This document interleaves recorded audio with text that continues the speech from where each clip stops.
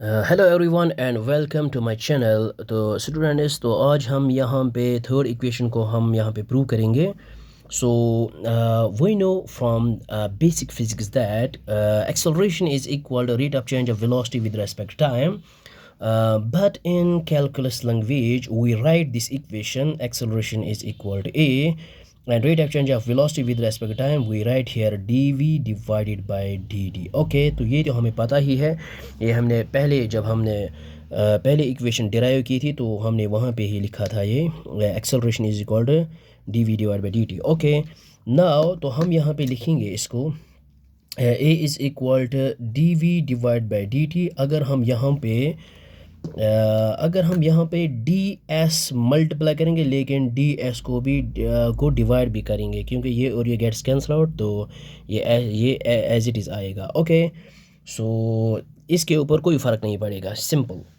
तो हम इसको लिख सकते हैं जिस तरह मैथ्स में हम करते हैं जब हम कोई मल्टीप्लाई करें रैशनलाइज, तो न्यूमरेटर में मल्टीप्लाई और डिनोमिनेटर में मल्टीप्लाई पे करते हैं। ओके, इसी तरह से हम यहाँ पे किया है multiply D S divide by D S. Okay, now तो हम यहाँ पे क्या करेंगे, तो इसको हम ये लिख सकते हैं यहाँ पे a इज़ इक्वल टू, तो इसके बाद हम यहाँ पे लिखेंगे D S divided by D T. हम लिखेंगे D S divide by D T और इस D we divide by D S को हम साइड में लिखेंगे। ओके, तो इस तरह से लिखेंगे।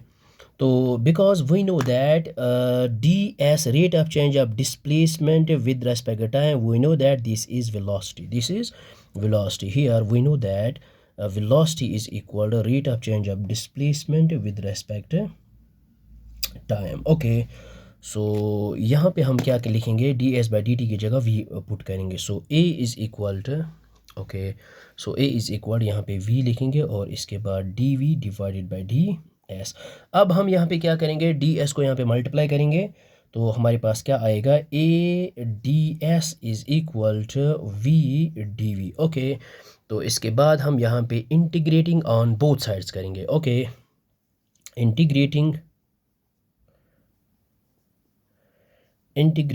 ऑन बोथ साइड्स, तो यहाँ पे इंटीग्रल लिखेंगे हम A D S which is equal to integral of V D V. Okay, तो यहाँ पे हम अब लिमिट्स पुट करेंगे। तो यहाँ अब क्या है, डिस्प्लेसमेंट कहाँ से, ज़ीरो से लेकर एस तक, और यहाँ पे क्या है वेलोसिटी, वेलोसिटी कहाँ से, इनिशियल वेलोसिटी यू और फाइनल वेलोसिटी वी।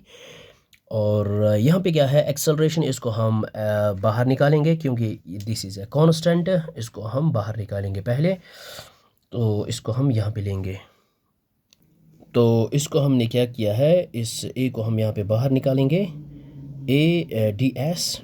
ओके, तो which is equal to integral of, इसको हम एज इट इज़ पहले लिखेंगे, U V and V D V. Okay, ये है लोअर लिमिट, ये है अपर लिमिट। अब यहाँ पे इंटीग्रल वो फॉर्मूला लगाएंगे, तो क्या है हमारे पास वो, तो ये है हमारे पास integral of x power n which is d x which is equal x raised power n plus one divide by n plus one. तो यहाँ पे वेरिएबल एक्स पावर एन है और यहाँ पे वेरिएबल क्या है वी, और एन की जगह यहाँ पे वन है। तो यहाँ पे क्या करेंगे हम, d और इंटीग्रल को कैंसिल आउट करेंगे तो हमारे पास क्या आएगा, a, और यहाँ पे s है लेकिन लोअर लिमिट है ज़ीरो, अपर लिमिट है s, और यहाँ पे ये आएगा x power n which is equal X raise पर n plus one divide by n plus one. तो यहाँ पे v है और n की जगह यहाँ पे वन है, तो यहाँ पे पुट करेंगे वन। सो हमारे पास आएगा one plus one divide by one plus one, और हमारे पास लोअर लिमिट जो है u, अपर लिमिट क्या है v। So A is a of, तो पहले s की जगह हम अपर लिमिट पुट करेंगे, सो s, फिर है यहाँ पे lower limit zero which is equal to, यहाँ पे क्या है V square divide by two, और हमारे पास क्या है अपर लिमिट और लोअर लिमिट, यहाँ पर हमारे पास लोअर लिमिट है u, अपर लिमिट है v। तो ये बन जाएगा हमारे पास a of s minus zero which is equal s।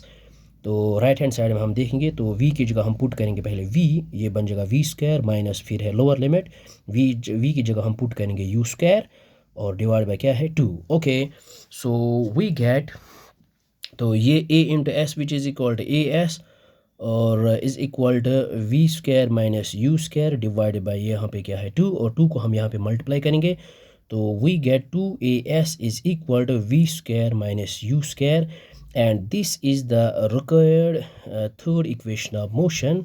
तो बहुत ही आसान है ये, आई होप आपको ये समझ में आया होगा। बहुत ही इजी वे है। So thanks for watching this video. Okay.